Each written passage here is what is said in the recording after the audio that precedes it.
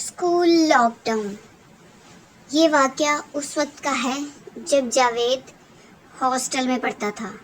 وہ تقریباً 13 برس کا تھا اور اپنے دوستوں کے ساتھ اس وقت کو انجوائے کرتا تھا۔ ایک دن یہ واقعہ پیش آیا جب بچے پڑھ رہے تھے تو ایک جونیئر ٹیچر آئیں، بہت ڈری ہوئی تھیں۔ انہوں نے پروفیسر سے کوئی بات کی اور چلی گئیں۔ پروفیسر صاحب نے اپنا سیشن وہی ختم کیا اور سب کو بتایا کہ اسکول لاک ڈاؤن ہو گیا ہے۔ ساتھ والی بلڈنگ میں کچھ ایسا ہوا ہے جس کی وجہ سے کوئی بھی اس بلڈنگ سے باہر نہیں نکل سکتا اور سب اس کے اندر رہیں گے۔ بلڈنگ کو لاک کیا جا رہا ہے کیونکہ ساتھ والی بلڈنگ میں ایک سیریل کلر آ گیا تھا جس نے بہت سے لوگوں کو مار دیا تھا، اور جب تک وہ مل نہیں جاتا کوئی بھی بچہ اسکول کی بلڈنگ سے باہر نہیں جائے گا۔ یہ اس کی سیریل کلر بہت خطرناک ہے۔ یہ بات ایک ٹیچر نے بتا کر سارے اسکول کو ڈرا دیا تھا اور ان سب لوگوں کے دائیں ہاتھ کٹے ہوئے تھے۔ وارڈن تک جب بات پہنچی تو انہوں نے سب بچوں کو احتیاط کرنے کو کہا۔ سب بچے بہت ڈر گئے تھے۔ جب یہ واقعہ شروع ہوا تھا جاوید کو ایک عجیب سا خواب آتا تھا، جیسے کوئی اسے مدد کے لیے بلا رہا ہو۔ بیک یارڈ سے کچھ ایسی آوازیں آتی تھیں جس سے وہ گھبرا جاتا تھا اور سوتے میں ڈر جاتا تھا۔ وہ بہت گھبرایا ہوا تھا، جیسے کچھ ہونے والا ہے۔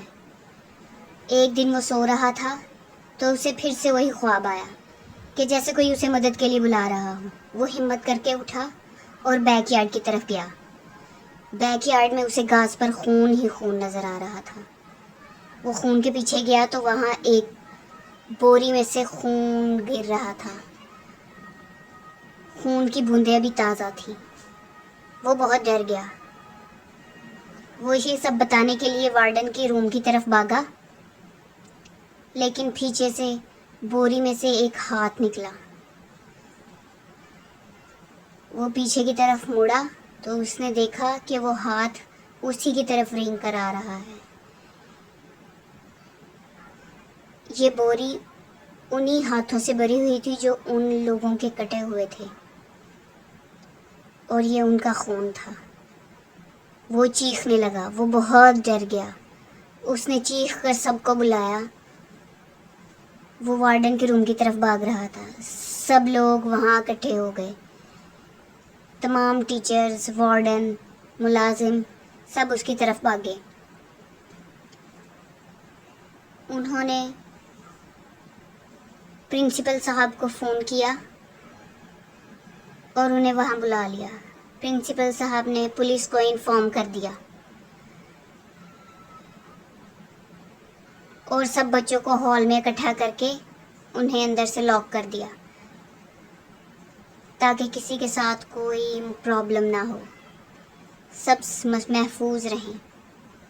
اور انہیں وہ سیریل کلر اسکول سے مل گیا کیونکہ وہ اس کمرے میں چھپا ہوا تھا۔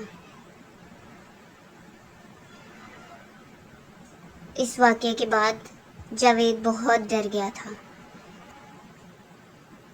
کیونکہ وہ بوری ان ہاتھوں کے ساتھ بھری ہوئی تھی جو ان لوگوں کے کٹے ہوئے تھے اور وہ اس کا پیچھا کر رہے تھے۔